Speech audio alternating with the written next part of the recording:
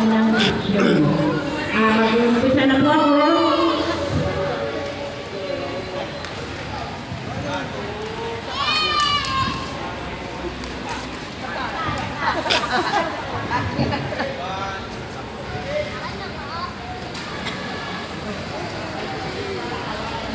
Hello.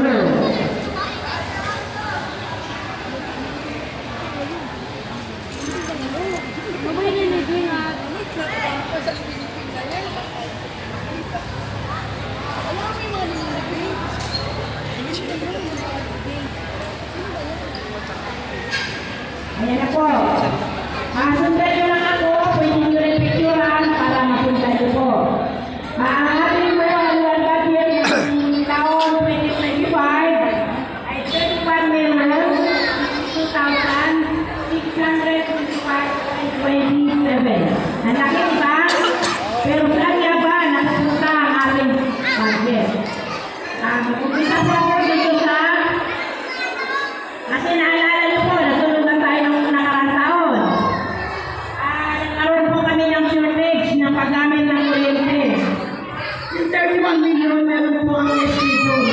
Nagawas po tayo ng 1 million. Hindi mas maganda pang maliwanag. At i-point sila dito eh. 31 million, meron po umasok sa budget po. Nagawas po, umasok po sa budget po ng SK. Nagdagalan po yun. Ayan na po. Mag-upita po ito sa PYO. Ito pangunahin, taunang obligasyon na kung saan nag-short po tayo sa paggamit ng kuryente at nakatubig. Ito po yung halaga na umabot. 255,000.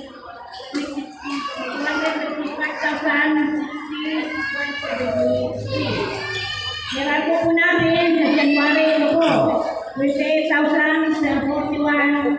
February 10,291. March 12,173.48.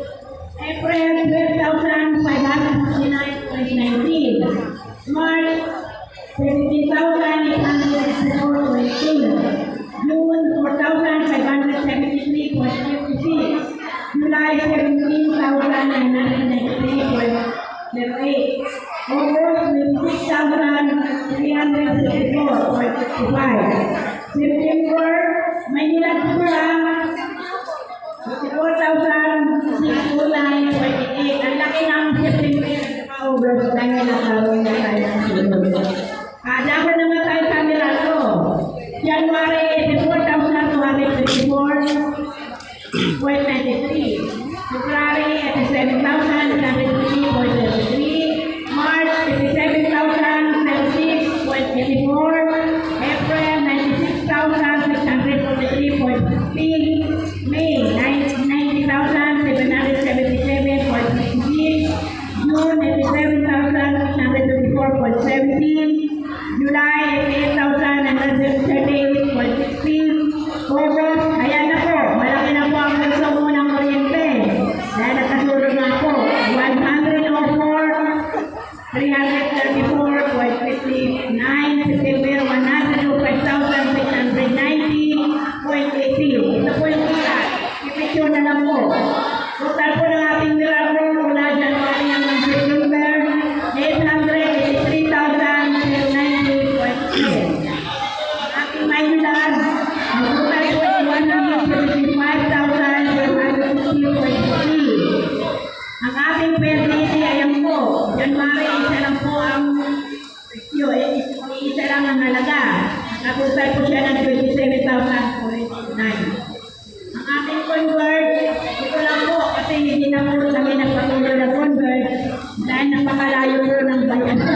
Sa Pasig po, kaya naroon na po na hindi na namin ituloy. Kami na po sa PLDT. Ito po, January, February, March, April, May, June, total ng 11,149. Ang total po ng ating bill ay ito po, 1,046,799.95. Sunod po picturan. Dapat naman po ang mga project po. Picturan nyo po. Ito po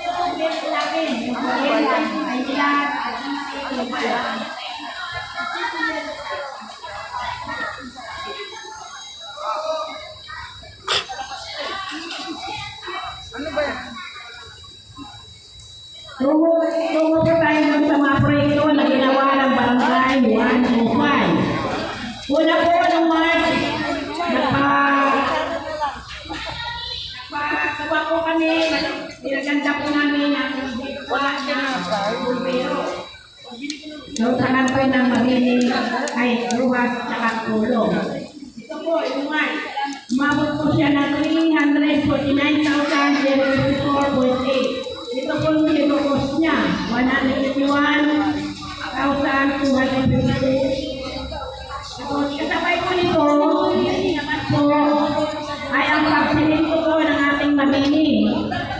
Ang ating mamini dyan.